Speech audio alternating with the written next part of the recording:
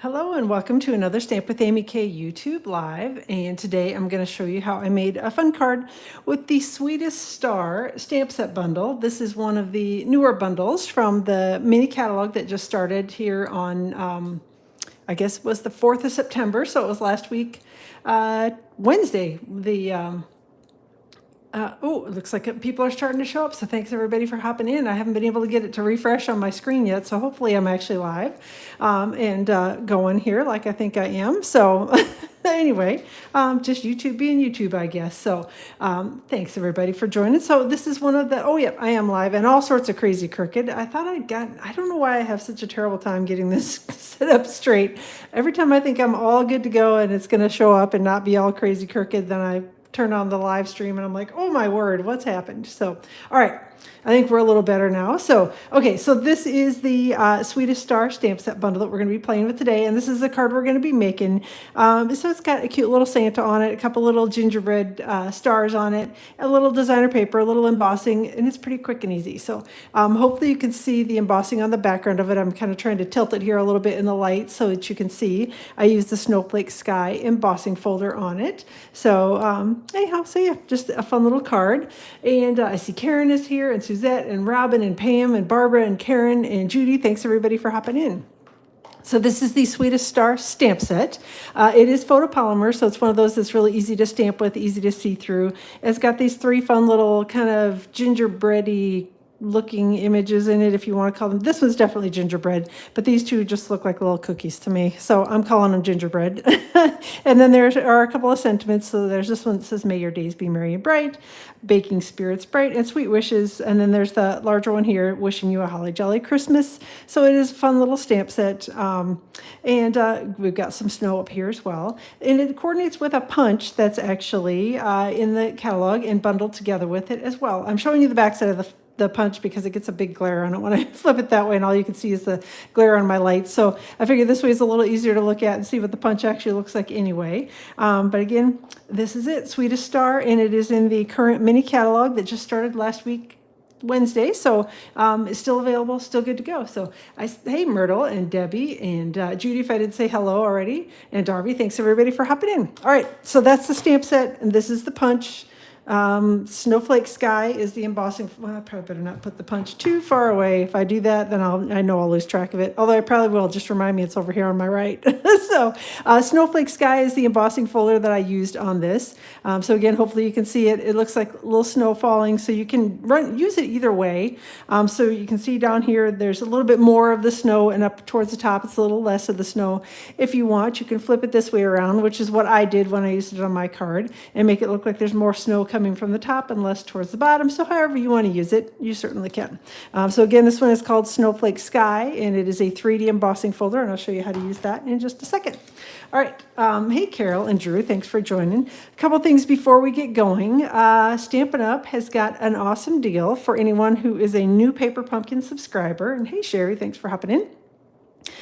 Paper Pumpkin is Stampin' Up's monthly subscription service that they've got, where they send out a kit a month to you. If you subscribe, you can either do it prepaid or you can do it month to month. If you sign up, already causing trouble. If you sign up for the month-to-month kits, you're going to get 40% off your first kit.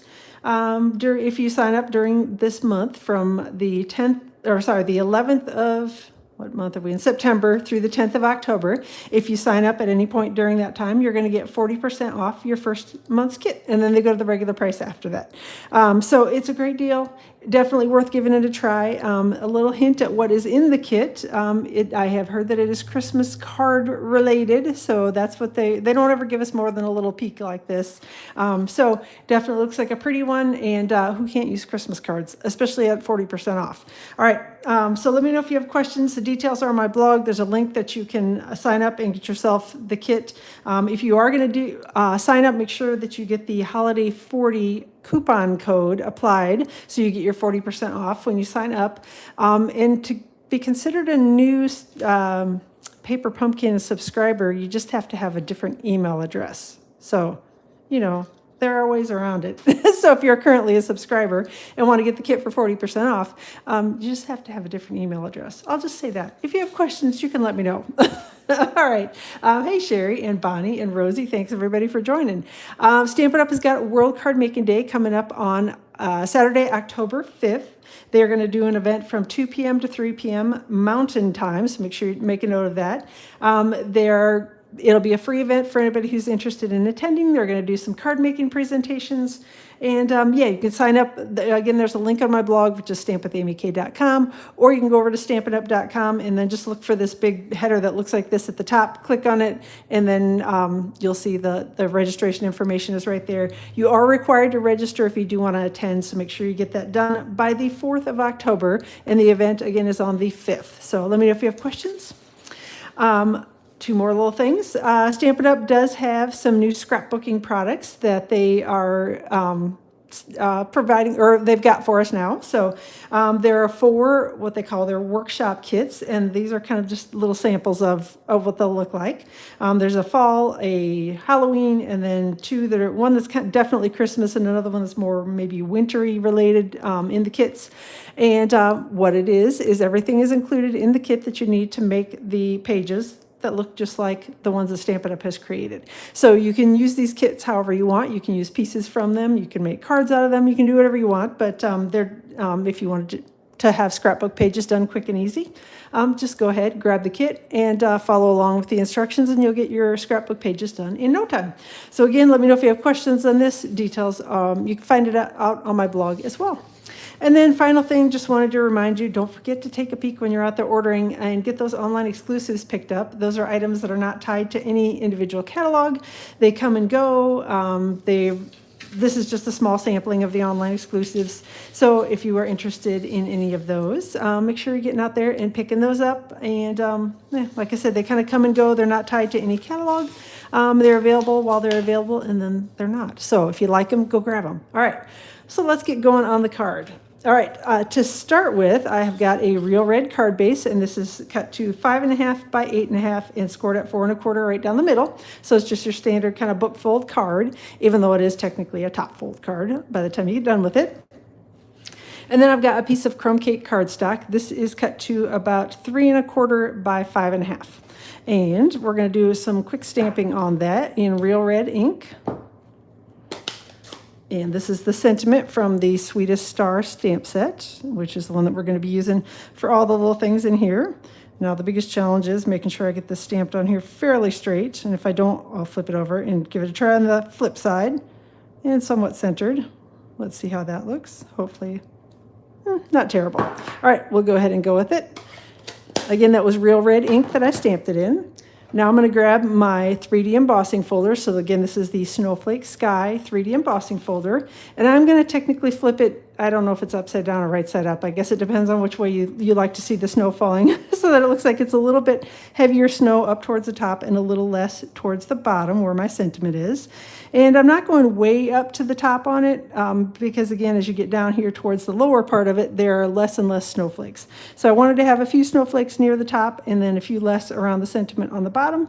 And we're just going to run this through the die cutting machine. So I'll show you really quickly the sandwich for these 3D embossing folders. If you struggle with them, and I know a lot of people do, you can use them with any kind of standard opening die cutting machine. So it doesn't have to be the Stampin' Cut and Emboss machine.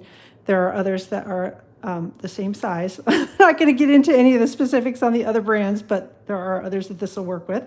That you're basically just going to take your base plate with the Stampin' die cutting machine that you have. You're going to put your paper inside the embossing folder, and you're going to make sure that your embossing folder is on that plate fully, because if it's hanging off the edge, it'll get mangled up in your die cutting machine. And ask me how I know these things, because I've done it. And then there is this specialty plate, which is the number 4 plate. If you have purchased the Stampin' Cut and Emboss machine, this plate will come with it. If you have a different die cutting machine, this plate is sold separately, and it's called the specialty plate. So if you're struggling with the 3D embossing folders, grab yourself one of these specialty plates. And like I said, it fits in pretty much all the standard die cutting machines. So chances are it will probably work in yours. All right, so let me go run this through the die cutting machine.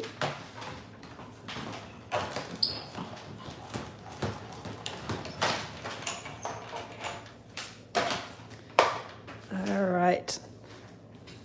Then So this is what you're going to get when you're done with the embossing part of it. And again, I know it's probably kind of hard to see with the lighting. It always gets a little weird in videos. So hopefully you can see that. Again, a little bit more embossed towards the top, a little bit less embossed towards the bottom. Then we're going to grab a couple little pieces of Take a Bow Designer Series paper. I want to call it Take a Bow, and I know that's not right. Take a Bow Designer Series paper. Always takes me a second. And on my original card, I'd used the striped version of it. And so I just wanted to change it up, and I figured we'd use the little polka dotty version of it. Just gives it a little different look. You can pick whichever one you like. There are papers in that pack that have red and green and white, and some of them that are just red and white, some of them that are just green and white. So you can pick your favorite color, whatever it is, and use that as your edge piece. Now, if you're not wanting to conserve your paper, you certainly can cut a piece that will measure, you need to cut it about 3.5 inches by 5.5 inches of the Designer Series paper. And you can get the same look doing it that way. But because I was trying to conserve paper a little bit, I just thought I would take it and peek the little top and bottom of the peek a little designer paper on the top and bottom of the panel is what I'm trying to say. All right, so I've got that stuck down to the top, and then we're going to flip it over. And speaking of the striped, red and green striped, that's the red and green striped I was talking about. And then we're going to take this one, do the same thing. And this piece is cut, they're about 1/2 inch wide strips, so it gives it a little bit of room to be to stick on the back. And then we're just going to try to line it up fairly straight and stick it on with that Stampin' Seal that I've got on the back. So again, this was cut from a 6x6 piece of Designer Series paper, so there's a little extra overhang there, and I usually do that if I can when I'm going to be lining something up like this, just so that I've got a little bit of extra wiggle room if I don't accidentally cut this precisely at 5.5 inches, maybe it's a hair wider or something like that, then I don't have to worry so much about the designer paper not fitting correctly with it. Then I'm going to take my paper snips and trim it off here along the edge. It's about the only kind of fussy cutting I do, and sometimes I don't even do a very good job of that, like I did with this one. I left a little hanging on there that I didn't want. All right, now I'm going to flip that over and add a little more Stampin' Seal. I got all kinds of junk all over here. And adding a little more Stampin' Seal to the back. Maybe do a little bit here across the center just so that it sticks down well. And then I'm going to grab my card base. And again, my score line is right here. So I'm going to want to, essentially, I find it easier if I line these things up on my grid paper. Then I kind of have lines to look at and figure out, am I getting this stuck on here straight and fairly even? So what I'm trying to line up is I've got a grid, hopefully you can see this on here, a little grid line here and a grid line here. And that's what I'm trying to line up my Designer Series paper with. There we go. And we got that stuck here on. And so again, just a little different look. If you like the polka dots better, you can use that. If you like the stripes better, you can use that. So, oh, I see Marilyn has hopped in here as well. So thanks. If I didn't say hello already, thanks for hopping in. All right, got a piece of pecan pie cardstock, and I'm going to grab my little embossing buddy, and we're going to run this all over my piece of cardstock. And I've got the little one that looks sort of like a gingerbread cookie, and Versamark ink. So again, this is from the Sweetest Star stamp set, and Versamark ink, and we are going to ink this up 2 times and stamp it on the pecan pie cardstock. So once, and then we'll do a second time. And I'll have to tell you my embossing powder story. Yeah, as I'm embossing this, I'll have to tell you my story from earlier today. You know how I always tell you to put the lid on your embossing powder? Guess what I didn't do this morning. So, all right, so I've got white embossing powder from the Basics Wow embossing powders, and we are gonna sprinkle it very generously over the 2 images here, and get the second one done here as well. All right, give it a good tap on the back and try to get rid of all the extra loose stuff that shouldn't be there.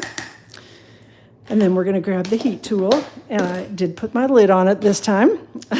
Grab the heat tool. So turn on the Stampin' Up! Heat tool. There's a level 1 setting for drying and a level 2 setting for heat embossing. So if you are doing something like watercoloring where the paper gets really soggy and you want to make it a little quicker to dry, you can use the level 1 setting. Level 2 setting gets a little hotter, so it is definitely designed for heat embossing. So I'm giving it just a second here to heat up. And oh, I'm glad you're liking the heat embossing. Although I wasn't as happy with that this morning. So I was working on a different project. I'm going to turn this towards my project here while I'm yakking. Working on a different project with some other embossing powder this morning. And it was a project that required the large F block, which is like the big block that Stampin' Up! Has. And I'm busy getting ready to do a little heat embossing with that. And I've got everything all set up. And I go to stamp the image, and then I was going to sprinkle it right away with the embossing powder, so I very wisely not. Opened up my embossing powder and set it in the area where I was stamping at. And I went and grabbed my, just going to do a little quick once over, make sure everything is embossed on here. Then I grabbed the large image on the E block, went to set it down, and I don't even know how I did it, but the block like fell out of my hands because apparently I'm clumsy, and guess where it landed? Right on the very edge of the little embossing powder container that I have. So not only did it flip over and dump all over the table, then because the block is big and heavy, the entire container then went off the table and onto the floor. So the little bit that hadn't fallen out of the container when it fell on the table then proceeded to end up all over the floor. It was a huge mess. So it happens. See, this is why I tell you, keep the lid on your embossing powder, and I don't even follow my own rule. And I ended up with a huge mess this morning. And thankfully I was able to salvage more of the embossing powder than I thought I was going to be able to. I thought it was going to be kind of a goner and that I wasn't going to have hardly anything left. But probably about 2/3 of the container ended up back in it, and the rest of it ended up in the vacuum cleaner and in the trash because, it was just everywhere. So anyway, so don't do like I did. Make sure that if you are embossing that you put the lid on your embossing powder. Yikes. All right, so I punched these out with the coordinating Sweetest star punch. So that actually, again, they're all bundled together in the catalog, and you get 10% off if you order the punch and the bundle together while they're still bundled during this catalog. Just putting a little Stampin' seal on the back. And then I'm going to put it so that it's tilted a little bit to the left over here. So I didn't want it straight, just wanted it a little tilted. And then we're going to do the same thing over on this little star. Put a little Stampin' seal on the back of it as well. Putting it over to the right, tilting it to the right just a little bit. So there you go. All right, and smooshing that down to make sure that they're stuck well. Then I'm going to grab some basic white cardstock and the little Santa image. And we've got Tuxedo Black Memento ink that we're going to ink that up in. And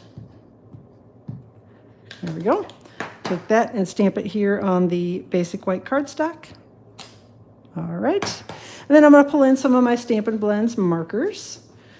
And I've got, this one is just here just in case I make a boo-boo, because I did when I was coloring this earlier. When I was making this card, I actually was busy coloring with my Real Red Stampin' Blends marker and went out of the line. And so thankfully I had my clear marker, or the color lifter, I guess is what they call it, which is basically just a clear marker. And I was able to kind of shove it back in, and nobody can tell that I made the boo-boo and went out of the line. So, all right, we've got light Real Red Stampin' Blends marker that I'm starting with. So I'm going to color in the hat, and then we're going to color the suit and around the beard with that.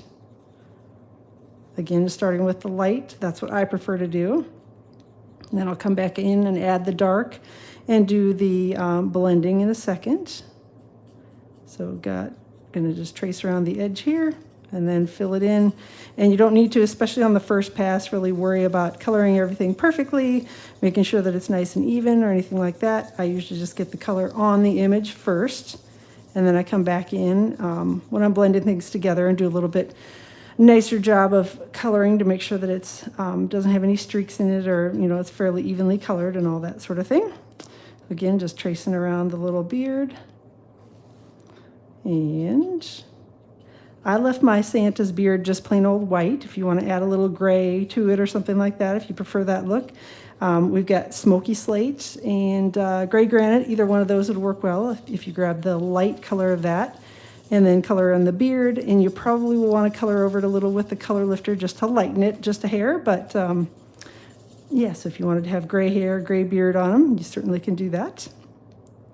Then we're going to color the pants here. And all right, almost done with the first round of coloring. All right, there we go. Okay, then I'm going to come back in with the, oh, Wink Estella, you're right, that would be perfect, Bonnie.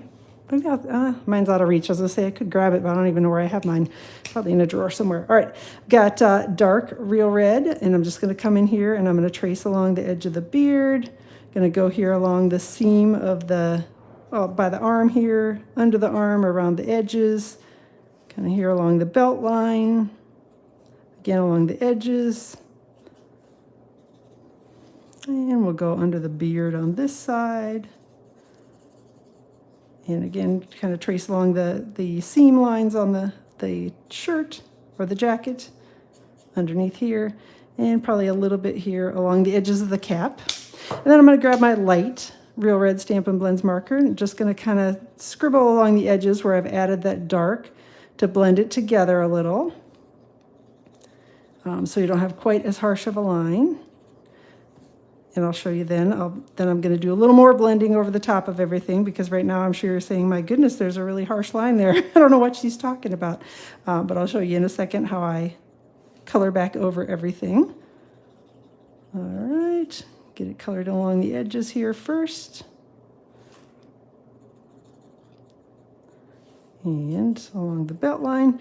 And then, oh, I got to do the hat here just a little bit, blend in the edges of that. And then I'm just going to take my light Stampin' Blends and just going to color over the top of everything one more time, just to kind of give it one last little bit of blending and color everything in a little bit more solidly, if that makes sense. Just because it looked a little streaky to me when I left it as it was, so I went over it one more time. It's still got a little of the shading along the edges, but I thought this kind of filled everything in nicely when I scratched over it really quickly with the light. All right, so there we go. That's it for the coloring of the suit. So I've got light and dark basic black Stampin' Blends marker that we're going to color in the little mittens with, and the little shoes or boots or whatever these things are that are on the feet. I'm not entirely sure. They kind of look like high-heeled shoes to me. It's kind of an odd thing. And then, oh, his belt. I'm like, what else did I color? Oh, yeah, belt. And I'm just probably going to use the light basic black Stampin' Blends marker, because the dark, it gets really dark when you use that. So if you want it to be a little bit darker, a little more black, you certainly can use the dark, but I just colored it with the light and called it good. And then the final little bit on here is I've got Daffodil Delight, and I'm going to use that to color his little belt buckle here. So got the light that I put on first, and then we'll just come back in with a little bit of the dark here around the edges. There we go. And then the final thing on the Santa to color is his face, and these are the light, I think they're called skin tone markers, but they're the lightest ones that you can get. And originally I started with just one color, and then I kind of decided that I think it needed both. You can color it with just one if you want to. I thought this one was kind of I don't know, too yellow, if that made sense. Whoop, I got to color his little mouth too. So then I grabbed the other one. These are paired together as a set when you purchase them. They're the light markers. So then I just took the other one that it's got a little more pink tone to it and colored over the top of it. And I thought that gave it a little bit more of a flesh tone as opposed to the really yellow, or the other one I thought was too pink. And so when I stirred them together, I thought it made the perfect color. So, all right, let me grab my little Sweetest Star Punch. Oh, thanks for hopping in from Canada. Hope you guys are having a good day up there. It's a beautiful day here in New Jersey. The sun is shining and humidity's down, temperatures are lower, so definitely starting to get a little bit of that fall feel, which I love. I'm always excited about that. But not so much fall that we need to pull out the long sleeve shirts or anything yet. Still shorts and t-shirts, but definitely not in the middle of summer, so yay about that. So, all right. Get the little Stampin' Dimensionals. I do chop my Stampin' Dimensionals in half. If you like the full-size ones, you can certainly use those. But I like my half-size ones. And there we go. And then we're just going to take the Santa and put him kind of in between the two little cookies there. Try to get him stuck on there straight. And then the final thing on the card front is I grabbed a couple of the iridescent faceted gems, and these to me look like snowflakes almost. So, but yeah, hopefully you can see them. They're real sparkly, kind of iridescent-y, and yeah, like I said, to me they look like snowflakes, so I thought they'd be a good addition to the card front. So I've got one of the bigger ones, whoops, one of the smaller ones here, and stick one of each here next to the sentiment. And there you go. Hazy from the forest fires, yeah, ugh, yuck. I know that California's got a lot of stuff burning, so I'm assuming you must be over on that side of the country, because yeah, I know it's really bad over there. So, all right, I've got one of the sentiments from the Sweetest Star stamp set in real red ink. And we're just going to ink that up, and we'll stamp it here on some basic white cardstock. There we go. And close this up. Oh, and in case you were wondering, I don't know if you were, this sentiment actually does fit in the middle of the star punch. So if you wanted to, stamp and punch the sentiment out, or stamp and heat emboss and then punch the sentiment, it is designed to fit perfectly on the little star punch. So if you like to use it that way, you certainly can. So, all right, I'm going to add a little bit of the Take a Bow Designer Series paper. This strip is, I don't know, about 5/8 of an inch wide, and again, about 6 inches long. We're just going to take that and stick it here on the basic white cardstock panel. Try to get it so that it's stuck down there and don't have too much of the white peeking out at the bottom. And then I'm going to grab my paper snips and just trim off the excess. The piece of basic white that I'm stamping on now is about 4 inches by about 5 1/4. All the details for this card will be posted on my blog tomorrow, which is stampwithamyk.com. And I will link directly to the blog post once it goes live around 8 o'clock in the morning Eastern time on Saturday. So you'll be able to see all the details then. And like I said, there'll be a printable PDF tutorial with all the stuff, the products on it that I used, as well as instructions and pictures and all that sort of thing. So feel free to stop over and grab that. All right, so inside of the card is all done. Just going to fold it closed here and give it a quick crease on with the bone folder. And that's it. So a cute little Christmas card all done and ready to go. So again, my original version with the striped paper, and we've got the polka dot paper, so you can take your pick at which one you like better. I kind of lean towards the stripes, but also wanted to give you a little different look so you could figure out which one you like better, and maybe try it with some of the green papers and see what you think of that. So, and thanks everybody for hopping in. I appreciate you being here today. Have a wonderful rest of your Friday. Enjoy your weekend. I'll plan to be live around 2 o'clock Eastern time on Tuesday, and again next week Friday around 2 o'clock Eastern time with some more fun projects, probably Christmas related, but who knows. All right, so thanks again, everybody. Have a great rest of your weekend. Let me know if you have any questions on anything, and we'll see you all soon.